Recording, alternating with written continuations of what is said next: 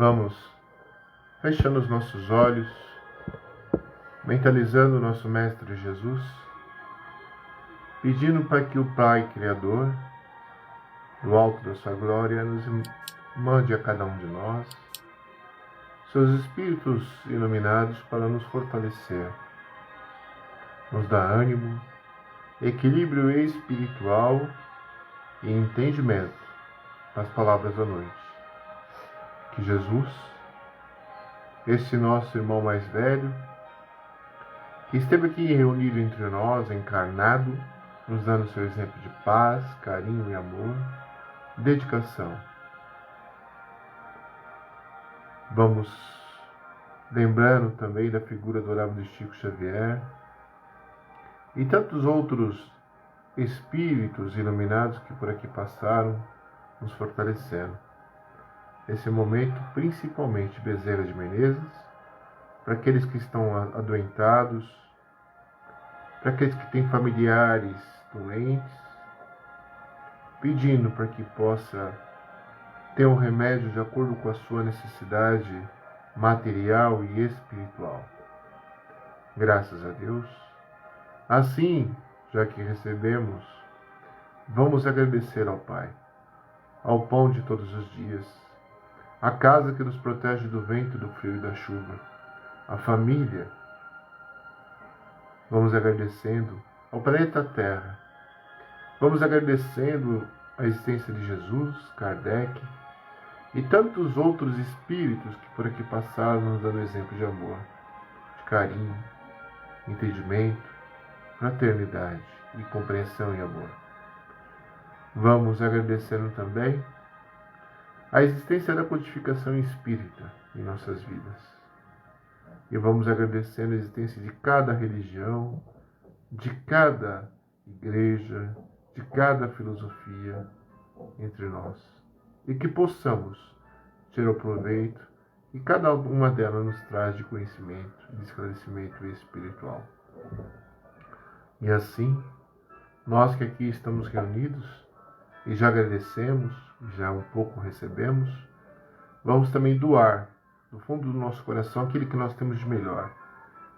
Vamos pedindo a Deus que Ele possa atender as pessoas enfermas, atender também os nossos irmãos dependentes químicos, que vagam entre as ruas, vielas e bocas, praças e bares, procura sua droga de predileção.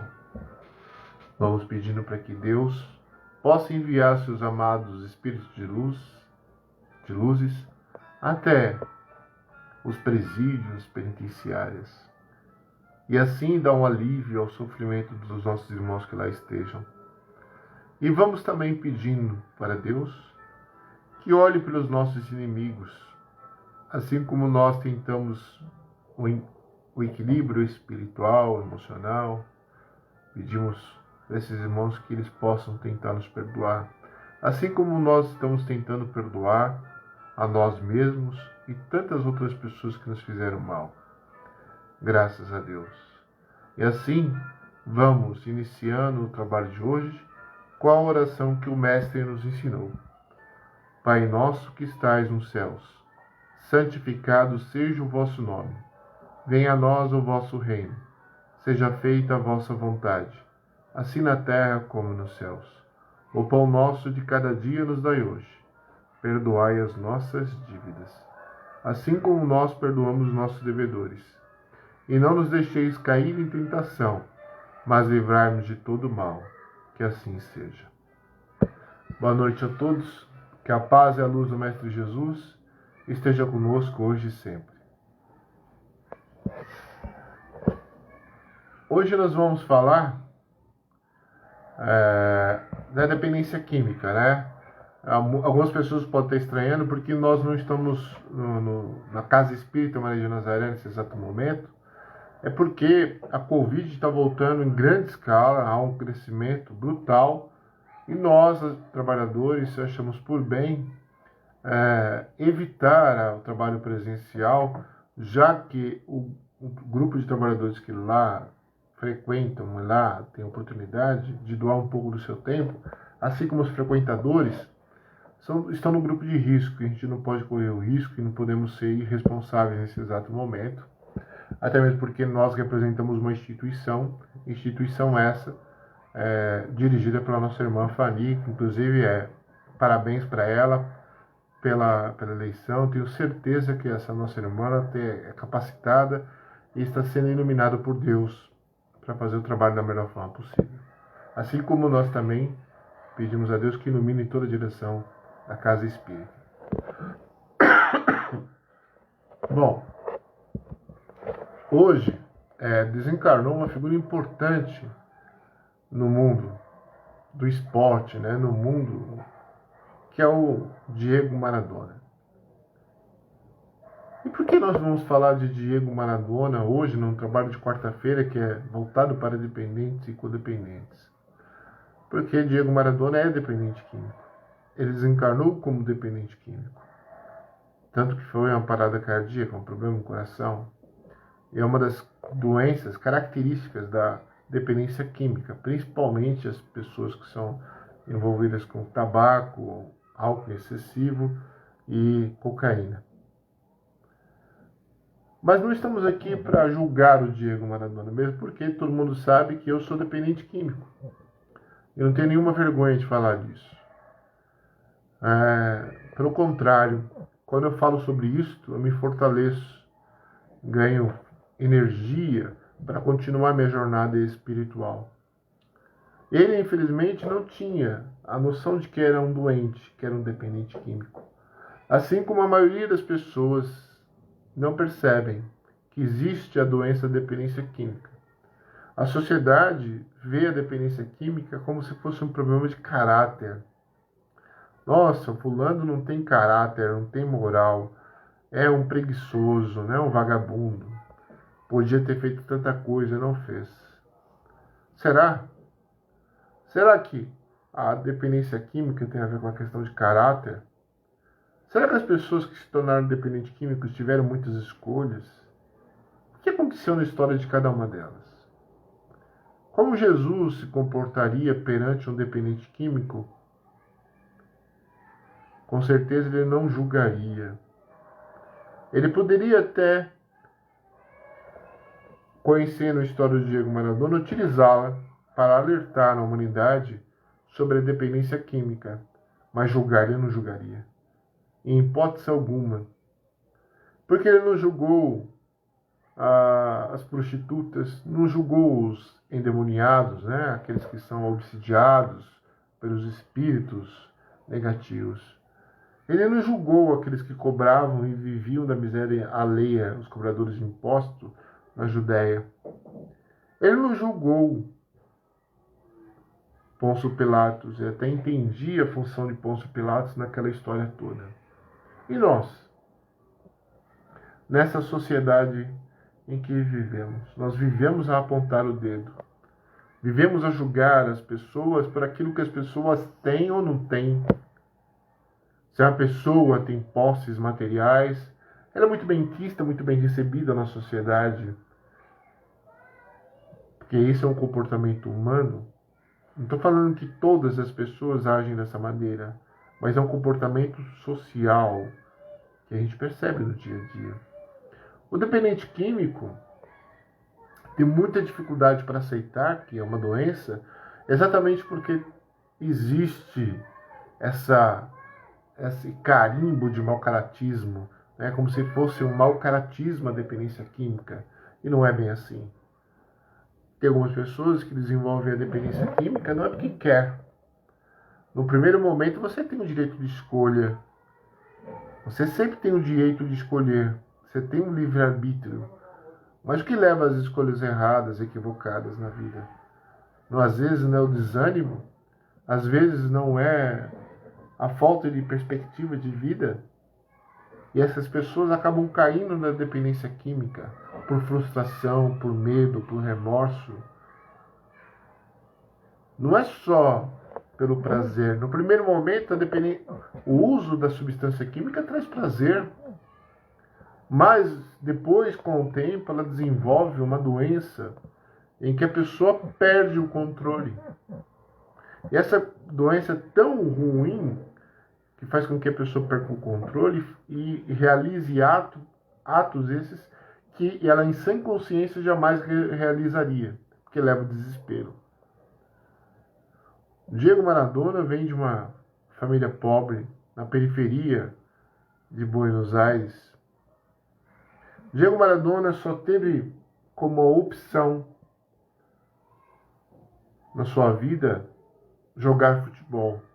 O futebol surgiu para ele como um elemento de, não digo de fuga, mas um elemento de mágico, em que ele poderia viver ali no momento da prática do futebol. E quem jogou futebol, quem praticou esporte quando criança, sabe quanto isso é importante. Essa magia, né, de sonhar, de imaginar que um dia poderia estar na posição dos seus heróis. E Diego Maradona, por ser uma criança de origem muito pobre, na periferia de Buenos Aires, ele, como um brinquedo mais barato naquele momento histórico, como hoje, a bola é uma coisa muito simples, muito barata para se conquistar, né? Você pega lá uma bola, você consegue colocar várias crianças, dezenas de crianças para jogar. Enquanto um videogame, você coloca 2 crianças para jogar. É um brinquedo muito elitizado, né? É exclusivista. Como a bicicleta é exclusivista. Na década de 80, 70, e eu tive a oportunidade de viver a infância nessas décadas, era muito difícil você ter uma bicicleta, se você fosse de origem pobre. Era muito difícil, videogame, era difícil também se ter videogame. Então o elemento ali mágico dos meninos, propriamente dito, porque naquele momento quem mais praticava futebol na sociedade eram os meninos. Já existiam mulheres que praticavam futebol? Sim, mas era uma minoria, da minoria, como é minoria ainda, mas hoje é muito mais do que antes. Era futebol. Ali nós sonhávamos em ser um Zico, ser um Sócrates, no meu caso. No meu caso, eu sonhava em ser um Zico, ser um Sócrates. Mais tarde, Diego Maradona, Casagrande. E assim nós íamos contando as nossas histórias, vivendo essa realidade. E uma criança que não teve um lar estabilizado como foi Diego Maradona, família pobre, origem muito pobre, e que tinha o futebol como um elemento mágico, e tinha essa perspectiva, o futebol surgiu e se tornou o jeito que se tornou, ele não tinha a maturidade psicológica para aguentar o tranco. Inclusive, um dos relatos que mais chocou, me colocou assim, numa situação de dó mesmo, de compaixão para com ele, era o fato de ele não poder viver uma vida comum, né? De poder desfrutar do dinheiro que ele ganhou, da oportunidade de ir ali em qualquer lugar. Nós, muitas vezes as pessoas querem viver a vida do outro, né? Imagina a vida do outro, principalmente quando nós somos crianças. Mas a gente nunca sabe o que cada um viveu para chegar naquele determinado ponto. E quanto deve ser difícil ser uma celebridade como Diego Maradona foi. E essa celebridade no mundo inteiro, conhecido no mundo inteiro. O menino que conseguiu, um pouco mais entrando na fase adulta, conseguiu ganhar uma Copa do Mundo para o seu país. Imagina o choque, a realidade, a pressão, o estilo de vida que ele conhecia com a vida nova. Os amigos que ele formou pelo caminho dessa vida nova. Aonde ele foi parar? Em Nápoles. Nápoles é uma cidade no sul da Itália, envolvida pelas máfias. E ele acabou, então, mergulhando de cabeça no mundo das drogas e não conseguiu se libertar. Não conseguiu se libertar. Então, para nós, dependentes químicos, aí eu recorro ao discurso do Casagrande hoje. Casagrande é jogador de futebol, dependente químico assumido. É uma perda para todos nós dependentes químicos. Não é a perda só de um herói, como é para mim no meu caso, que cresci vendo as suas jogadas, vendo as suas conquistas, mas é uma perda porque é uma pessoa que não conseguiu se libertar da dependência química antes do seu desencarne. Mas ele está bem, nós devemos orar por ele. Eu estou falando aqui, esse exemplo, não para maldizê-lo ou para maltratar, porque a gente nunca sabe os percalços da vida de ninguém, o que leva a determinadas escolhas. A gente não sabe por que uma pessoa se torna dependente química, como a gente não sabe por que uma pessoa, muitas vezes, se torna um bandido. Não são apenas a escolha, o livre-arbítrio. Tem outros elementos que interferem nessa realidade. A pressão social, a desigualdade, a falta de oportunidade leva a coisas desse tipo. E ele chegou nesse ponto. Mas e aí? Perante tudo isso? Por que exaltar a história do Diego Maradona? É simples. Porque muita gente fala mal dos dependentes químicos. É interessante. Esses dias, eu desculpe aqui colocar um caso particular, mas é importante. Um pai de uma ex-aluna minha, em torno no Facebook, num elemento que eu compartilhei, informação que eu compartilhei, e era do Casagrande. E ele falou, esse vagabundo, nóia. Bom, eu fiquei abismado com aquilo, pela violência, né, pela contundência de pegar e jogar as pessoas. Mas ele não percebia, ele não sabia que quem deu aula para a filha dele era um dependente químico, né? E que fez da filha dele um campeão, uma campeã de xadrez, respeitada no estado de São Paulo, na educação, no esporte escolar. Então, são elementos que nós temos que ficar muito espertos. E a nossa função não é julgar, não é tacar pedra. E nem tampouco tacar pedra nas pessoas que julgam os dependentes químicos negativamente. Porque elas terão a oportunidade de perceber o que leva e respeitar a história das pessoas. E que é uma coisa não é fácil. Respeitar a história, respeitar as escolhas. Só teve um que de fato fez isso de plenos pulmões, de plena consciência, de pleno sentimento amoroso, que foi Jesus Cristo. Nós ainda somos pequenos, mas nós devemos lutar contra os sentimentos negativos. Nós devemos lutar contra a arrogância e a negatividade. Nós devemos praticar o amor. E a praticar do amor está na lei da empatia. Procurar se colocar no lugar do outro. O que o outro está sentindo? O que o outro está percebendo? Será que a dor do outro não é importante? E ainda falta isso para todos nós. E assim, a saga da dependência química, assim como a saga de todos nós, são feitas de escolhas e consequências. A gente planta, a gente colhe. Mas Deus, no alto da sua glória, do seu conhecimento, do seu entendimento, Ele sabe o que cada um de nós fez e faz e por que fizemos. Fizemos por irresponsabilidade, por falta de conhecimento? Ou fizemos por inocência, por falta de oportunidade? Nós devemos entregar as nossas ações na mão do Criador, todos os dias das nossas vidas, tendo consciência plena de que nós erramos também. Podemos acertar. Às vezes acertamos mais do que erramos, mas muitas vezes erramos mais do que acertamos. E nesse momento, é um momento de empatia e de respeito. Por isso,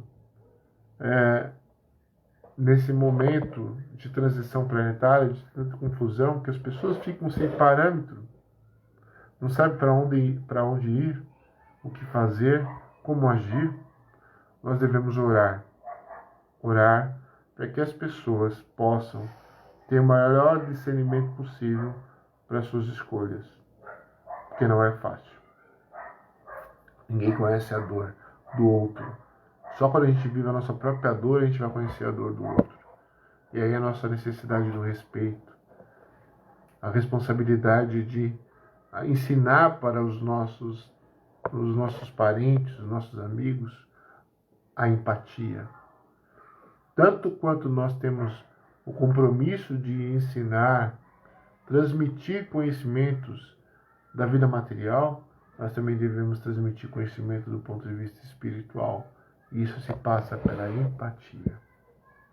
Então, por isso, vamos encerrando aqui, hoje, especificamente, pedindo para que Deus olhe com o mais carinho possível.